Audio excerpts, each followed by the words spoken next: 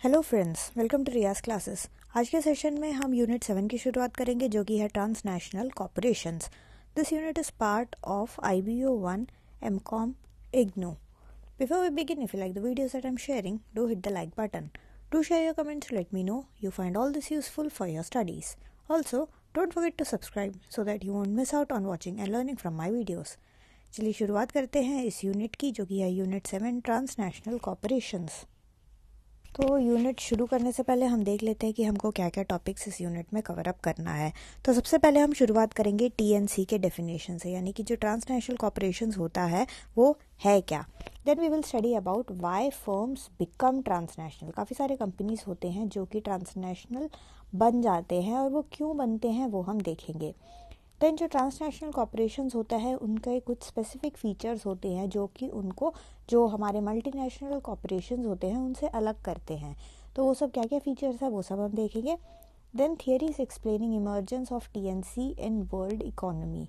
Then we will study about the recent trends in TNCs, issues and controversies and finally the Indian perspective. तो ये सारे topics जो है हमको इस यूनिट में कवर अप करना है। यूनिट 7 हम देख रहे हैं ट्रांसनेशनल कॉर्पोरेशंस।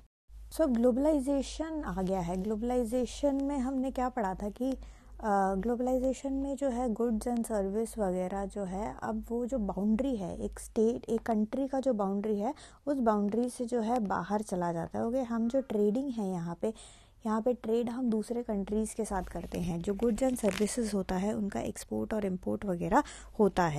तो जितने भी आपके ऑर्गेनाइजेशंस भी यहाँ पे इन्वॉल्व हैं जो कि गुड्स को एक्चुअल जो है वो प्रोड्यूस कर रहे हैं, जो मैन्युफैक्चर कर रहे हैं, जो उनको जो है वो एक्सपोर्ट एक्चुअल में कर रहे हैं, तो वो सारे वो सारे जो ऑर्गेनाइजेशंस है वो अब जो है ग्लोबल हो गए हैं। ओके, सो यहाँ पे जो है ग्लोबल के साथ साथ जो है जो ऑर्गेनाइजेशन है उन्होंने अपना स्ट्रक्चर भी फंक्शनिंग के हिसाब से उन्होंने जो है अपना स्ट्रक्चर को भी जो है बदल दिया है। और उनके जो सब्सिडरीज है अब खाली एक ही कंट्री में ना हो के अलग अलग कंट्रीज़ में अपने उन्होंने सब्सिडरीज वगैरह खोल रखे हैं। JVs वगैरह आपको यहाँ पे देखने को मिलता है ग्लोबलाइजेशन एरा में।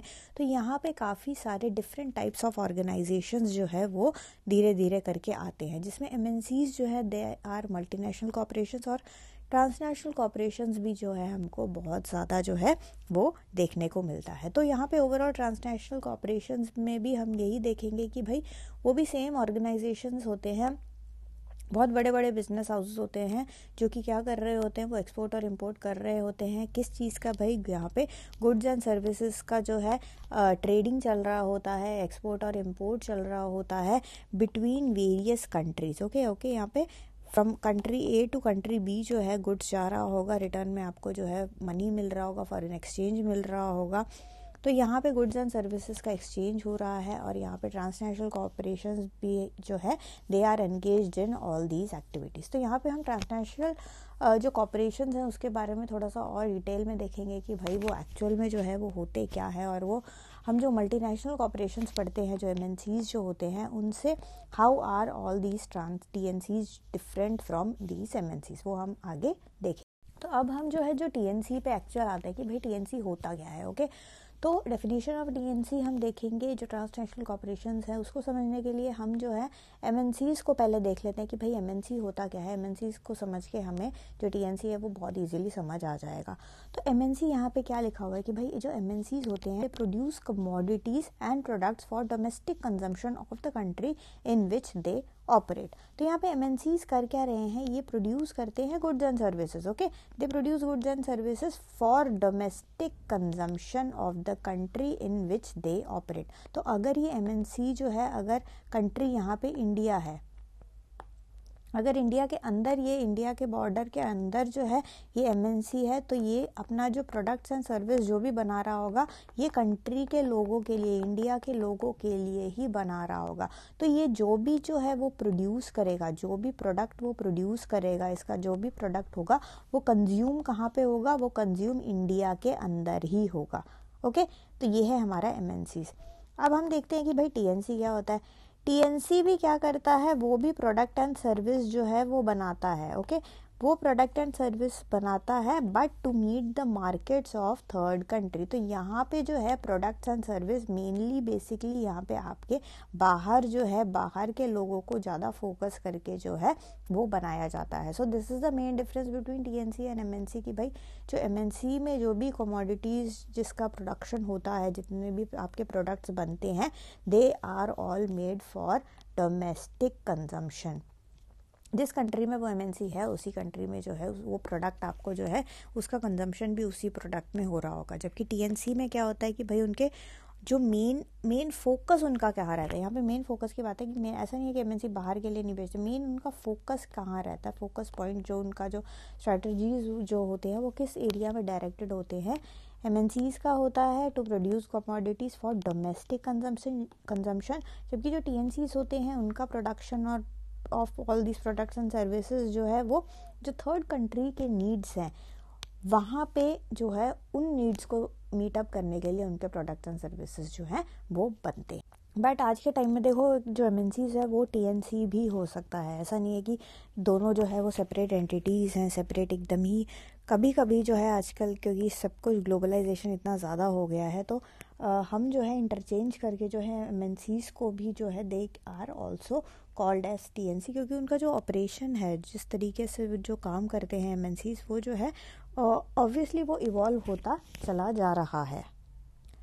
सो ये जो ट्रांसनेशनल कॉर्पोरेशंस है they are defined as an organization that owns productive assets in different countries and has common strategy formulation and implementation across borders.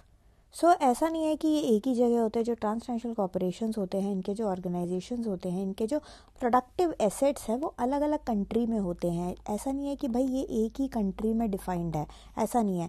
इसके जो है प्रोडक्टिव एसेट्स जो है वो डिफरेंट कंट्रीज़ में आपको देखने को मिलेगा, पर इनमें कॉमन क्या रहेगा सारे बिजनेस हाउसेस में कि सबका जो स्ट्रेटजी फॉर्मुलेशन वगैरह जो है वो अक्रॉस बॉर्डर सेम रहेगा। चाहे वो ऑर्गेनाइजेशन आपका कनाडा में हो, चाहे वो इंडिया में हो, चाहे वो यूएस में हो, उसका जो वो एक कॉमन स्ट्रेटजी जिससे जो जिसके आधार पे वो जो चलता है ऑर्गेनाइजेशन, वो सब जो है वो आपका जो है कॉमन ही रहेगा।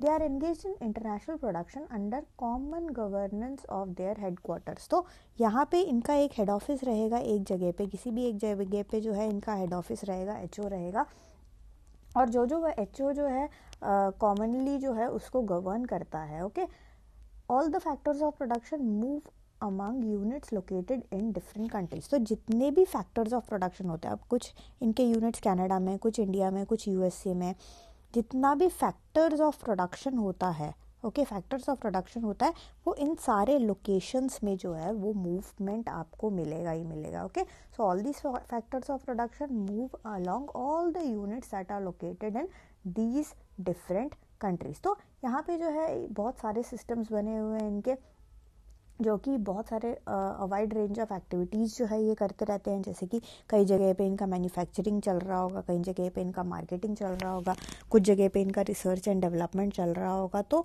यहाँ पे जो है वो बहुत ही ज़्यादा जो है डाइवर्स है, एक तरीके से जो है अलग अलग चीज़ों को उन्होंने प्रॉपर तरीके से जो है वो कर रखा है कि भाई यहाँ पे ये काम होगा, यहाँ पे ये काम होगा, और ये जो है बहुत ही ज़्यादा बहुत प्रॉपर तरीके से ये लोग जो है एस्टैब्लिश्ड भी होते हैं। ओके, सो ये जो ऑर्गेनाइजेशंस हैं बहुत अच्छे तरीके से एस्टैब्लिश्ड होते हैं, और अगर इनको दूसरे कंट्री में अगर जाना होता है, ये कभी कभी मर्जर्स और जेवीज वगैरह भी करते हैं।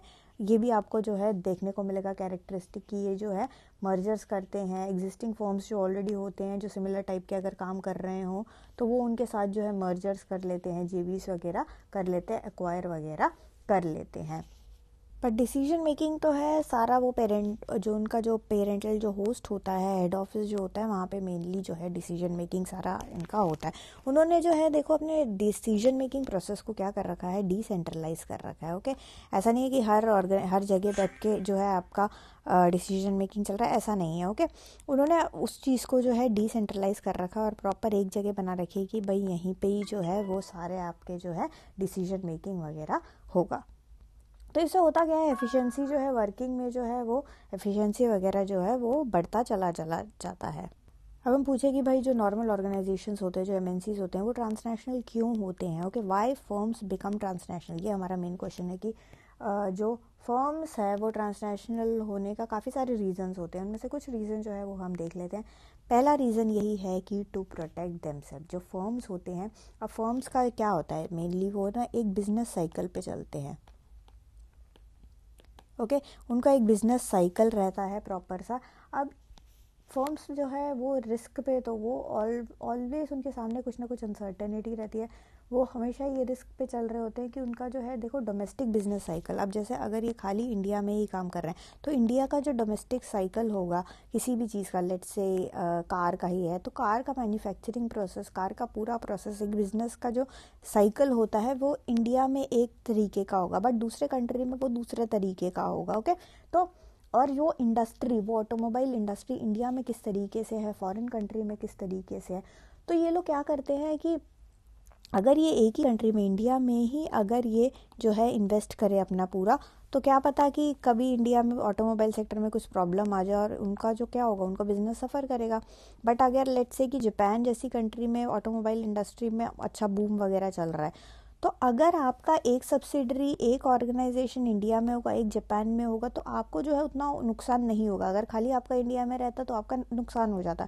तो आप क्या करोगे, अलग अलग जगह जो है, अलग अलग जगह के जो एक स्ट्रेंथ होता है, अब जैसे जापान में वगैरह जो है वहाँ मैन्युफैक्चरिंग का एक इंटरेस्टिंग, वो टेक्नोलॉजिकली थोड़ा ज़्यादा एडवांस्ड है, वो बहुत जल्दी जल्दी जो है मैन्युफैक्चरिंग प्रोसेस वगैरह उनका बहुत ज़्यादा जो है एफिशिएंट है। तो आप जो है उसका फ़ायदा उठाने के लिए, उन चीज़ों का फ़ायदा उठाने के लिए क्या कर सकते हो, वहाँ पे अपना मैन्युफैक्चरिंग यूनिट वगैरह जो है सेटअप कर सकते हो। तो ये आपका डिपेंड करता है। अगर आपको लग रहा है कि इंडिया में R&D बहुत अच्छी होती है तो R&D फैसिलिटीज़ आप इंडिया में खोल सकते हो। तो इस तरीके से जो है हर जगह का फ़ायदा उठाने के लिए कि उनका बिजनेस जो है चलता रहे, और वो जो है उनको वो अनसर्टेनिटी वाला जो रिस्क है कि भाई एक ही कंट्री में रहेंगे तो हम ऐसा ना हो कि फंस जाए। ओके, तो उस कंट्री के क्लाइमेट के अकॉर्डिंग या उस कंट्री के रूल्स एंड रेगुलेशन के अकॉर्डिंग, उस कंट्री में जो पॉलिटिकल स्टेबिलिटी किस हिसाब से, उसके अकॉर्डिंग दंगे फसाद एकदम से ना हो जाए उस कंट्री में। तो हर चीज़ से जो है अपने बिज़नेस को जो है, अब ये बिज़नेस लार्ज बिज़नेस होते हैं, जो छोटे छोटे दुकानें नहीं होते, ये बहुत बड़े बड़े कंपनीज होते हैं, करोड़ों बिलियन डॉलर इंडस्ट्रीज़ होते हैं ये सारे। तो इनको अपने आप को जो है बचा के रखना होता है, और इसलिए जो है ये एक तरीके से डाइवर्सिफाई करके ये चलते हैं। हर कंट्री का जो है में जो है वो अपने आप को जो है सारे कंट्रीज़ के सारे इकोनॉमीज़ जो होते हैं उसके नेगेटिव इम्पैक्ट से जो है वो अपने बिजनेस को बचा के रखने के लिए वो ये स्टेप लेते हैं। तो मैं पहला और जो मोस्ट इम्पॉर्टेंट जो है रीज़न कि भाई फर्म्स ट्रांसनेशनल क्यों होती है, that is to protect themselves, कि भाई अपने आप को बचाने के लिए ही वो जो है ट्रांसनेशनल होते हैं। Second is to tap the growing world market. अब वर्ल्ड मार्केट जो है वो ग्रो करता चला जा रहा है ऑब्वियसली, तो आप जो है उसमें you want to tap in कि कहीं कोई नई लेटेस्ट टेक्नोलॉजी आ गई, अब कार में भी कुछ इलेक्ट्रिक में भी लेटेस्ट इलेक्ट्रिक का कुछ नया फीचर आ गया जो कि कोई और कंट्री में, तो आप उस चीज़ का फ़ायदा उठाना चाहते हो। आप चाहते हो कि भाई आपका बिजनेस भी जो है कोई ऐसा प्रोडक्ट एंड सर्विस बनाए जिसमें वो वाला फीचर हो, तो आप जो है वहाँ उस कंट्री में जाके जो है वहाँ अपना R&D फैसिलिटी खोल सकते हो ताकि आप जो है उस नई टेक्नोलॉजी के बारे में लर्न कर पाओ। तो यहाँ पे हो क्या रहा है, ये जो ग्लोबलाइजेशन का फ़ायदा उठाने के लिए ये सेकेंड स्टेप होता है। ट्रांसनेशनल कंपनीज क्यों जाती हैं, टू टेक दिस फ़ायदा ऑफ जो ग्रोइंग वर्ल्ड मार्केट। आपका जो वर्ल्ड मार्केट है जो है ग्लोबलाइजेशन के चलते बहुत ज़्यादा स्पीड तरीके से जो है ग्रो होता चला जा रहा है, और बीइंग इन एन इंडस्ट्री, और अगर आप इतना बड़ा बिजनेस चला रहे हो तो you want your business to remain valid. ऐसा नहीं हो कि भाई कल को कोई और कंट्री में कोई और कॉम्पिटिटर आ जाए और आपको अपने बिजनेस से आपको आप ही के बिजनेस से वो आउट कर दे या आपके प्रोडक्ट्स आउटडेटेड हो जाए। आप ये नहीं चाहते हो। तो अपने आप को अपडेटेड रखने के लिए जो वर्ल्ड का जो ग्रोइंग मार्केट है उसमें टैप ऑन करने के लिए भी आप जो है फर्म्स जो हैं वो ट्रांसनेशनल होती हैं।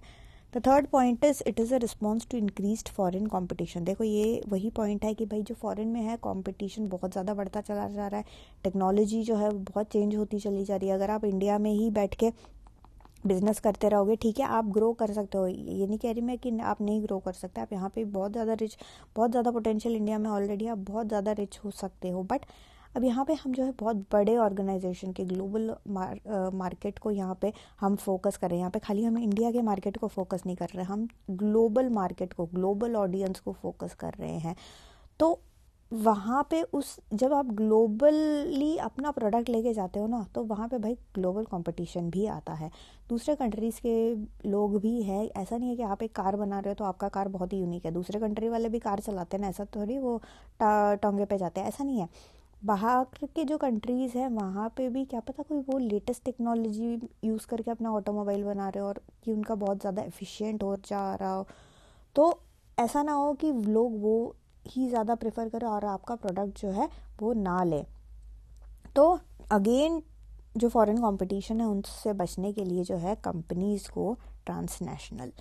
Then next is to reduce cost. Reduce cost का मतलब कि भाई काफ़ी सारे कंट्रीज़ में ऐसे होते हैं जहाँ पे चीप लेबर होता है, तो उसका फ़ायदा उठाने के लिए आप जो है वहाँ पे जा सकते हो। ओके, आप ट्रांसनेशनल हो सकते हो। अगर आपको लग रहा है कि भाई लेट्स से चाइना में मैन्युफैक्चरिंग जो है बहुत सस्ते में हो रहा है, तो आप क्या करोगे, चाइना में चले जाओगे, है ना, अपना पूरा मैन्युफैक्चरिंग जो है वो प्रोडक्शन जो है वो सारा वहाँ पे सेटअप कर लोगे, वहाँ उस मार्केट का फ़ायदा उठाने के लिए। ओके, अपना R&D सेंटर आपने खोल दिया जापान में, तो हर जगह का जो है फ़ायदा उठाने के लिए जो है, जैसे कॉस्ट को रिड्यूस करने के लिए आप ट्रांसनेशनल हो सकते हो।